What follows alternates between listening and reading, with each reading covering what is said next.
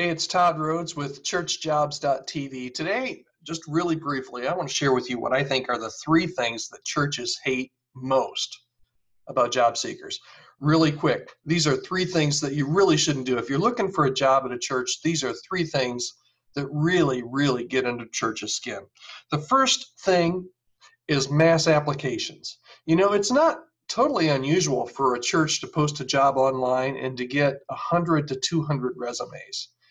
And a large majority of those resumes come from people that clearly have not read the job description, clearly aren't qualified for the job, and don't be the person that goes to a church website or an online church jobs staffing site and finds 100 jobs for a worship pastor and applies to 100 jobs.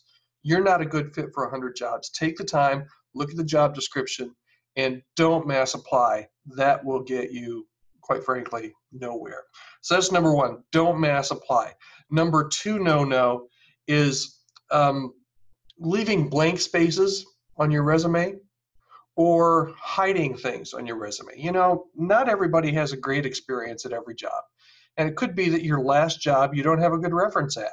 It could be that your last job you got fired from. It could be that maybe in the past you've experienced a moral failure, maybe a divorce or something of that nature. If you leave those holes in your resume, it actually draws more attention to that. And to be honest, your prospective church is going to look into your past. They're going to do the background check. They're going to call past churches. So the more that you're upfront with that information rather than trying to hide it, if you've got a resume that shows everything back from 2000 on, and then there's a gap from 2011 to the middle of 2013, they're going to ask you about that. It's better to have it on there. It's better not to wait till the interview to bring that up, if at all possible. So first one, don't mass apply. The second one, don't hide things. Make sure you put everything on your resume. And I'll do another video soon that will give you some advice on how to communicate things maybe that aren't the best on a resume. The last thing I want to talk about today that really drives churches crazy, and this doesn't happen all the time, but it does happen quite a bit, is when an employee or a potential employee will really kind of say, yes, I'm interested, but I've got two other churches I'm talking to right now. Sometimes this is the case, but come on, guys and gals, a lot of times it's not necessarily the case. Always be honest. Always tell the church, yes, I'm interested. If you've got somebody else that's looking at you as well, say, I've got this other church, but don't string churches along, because they don't like that any more than you do when you're talking to a church and they say, yeah, we're going to make a decision next week, and then 6 weeks later you're still talking to them. So if this is the case and you've got another church, be real honest.